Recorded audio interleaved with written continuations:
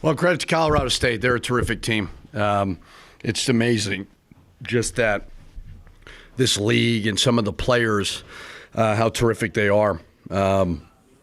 David Roddy was phenomenal.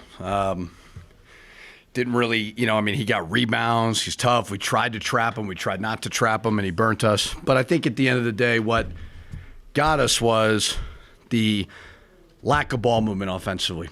They were switching our ball screens, and we were just staring instead of moving bodies, and the offense let us down. But the first half was very entertaining. It was another great crowd, greatly appreciative. Great to see all your beautiful smiling faces instead of covered like usual. But very, very grateful for our fans. And we're building, and to get a 4 out of 5 winning, win 4 out of 5 in February is great. To win 3 in a row, we got to learn from it and see if we can go get San Jose. Richard, you said a man. I mean, Roddy's a man, and what you've got, and I don't know who's got something to add, but obviously they decided let's just let the big guy eat. What can you do? Yeah, we tried to. We didn't trap him a whole lot in the first half, and we were up 2. So we were kind of like, all right, if you don't trap him, you're not going to give up other shots from other guys, and maybe that's, so we thought that. Then it got away from us a little bit. Then we trapped him, and he burnt us a couple times. We turned him over a couple times. I mean, it's amazing that he's not like a clear-cut player of the year in the league. Now, who knows how they finish? If they win it, I would think he would be. But we've seen some pretty good individual players. And I think they have some really, really good pieces, too. And I even think Stevens is just – the guy just never gets out of control. He plays winning basketball. So a lot to learn. I mean, I think Colorado State – I think they're good enough to go to a Sweet 16. I really do. I think they're that good. So in the second half, when the offense became what it became, especially the last 10 minutes or so, is that because they're taking away the ball movement, or is that because you guys mentally weren't doing it right? They were switching, and we were getting stuck. And, we didn't trust our ball movement and our player movement. And, it's we kind of stared at House and Mash. House and Mash are the reason that we've won 11 games.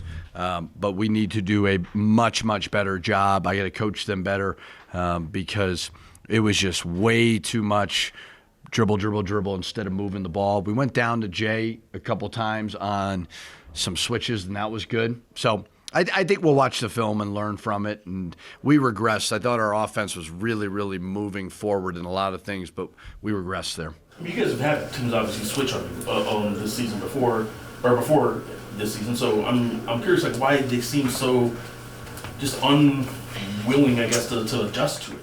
Well, I also think it's maybe the best team in the league. That may have something to do with it, where their length, they got some nice interchangeable parts. And then allowed them to get out on the break, and so I don't know. I mean, I haven't seen too many teams like Colorado State this year, quite frankly. I mean, I think they're one of the best teams we've played. Can you just speak on Jay's performance tonight? It seems like he started off super hot and then kind of got banged up towards the end. Yeah, I mean, he's offensively very gifted. I'm excited for what he can become. I think he's bought into putting on weight and putting on muscle and working on his game, and I think he could really, with that size and that skill level, I think he can really move forward. He's rebounding the ball better, which is great. So his future's bright. We needed to do a better job of moving it and getting him touches instead of just all of us playing one-on-one. Yeah, and then Mash just seemed like he was getting kind of like pushed around a little bit. He got kind of frustrated. What do you say to a guy like that where it's just like he's just getting pushed around?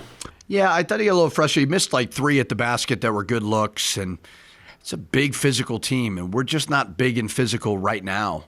So just keep playing through contact. We got into the bonus somewhat early in the second half and shot a couple too many jump shots. So I think there's going to be, when we watch the film, we're gonna say Colorado State's really, really good. Colorado State's what we want to become.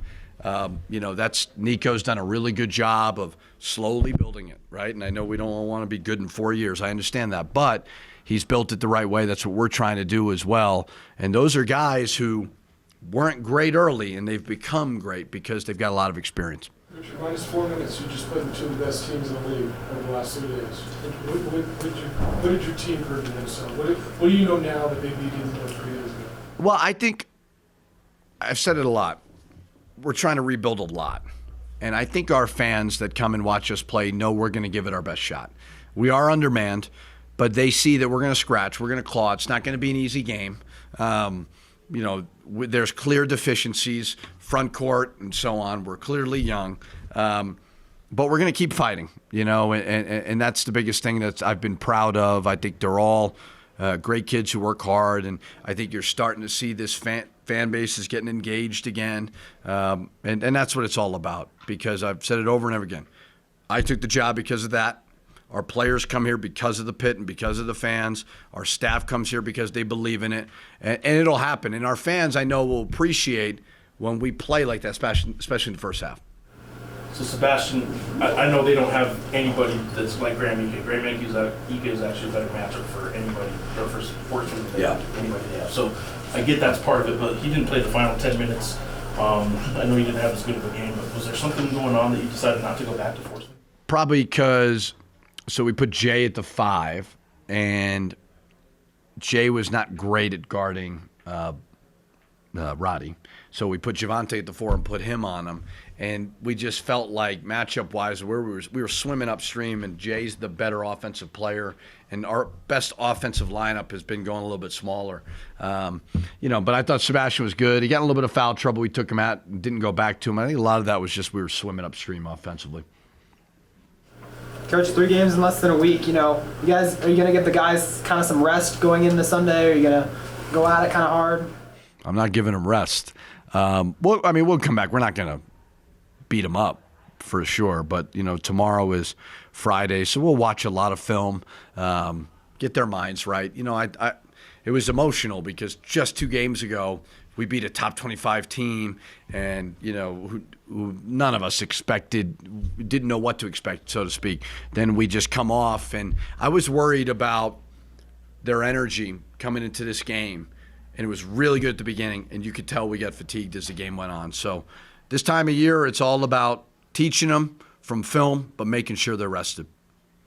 Coach, you talked about some of the other pieces around Roddy, but when he goes out with that 3rd foul, was there a moment where he maybe tried to insert something, or was there a strategy that just you guys weren't able to execute, or just something? Not a whole lot worked.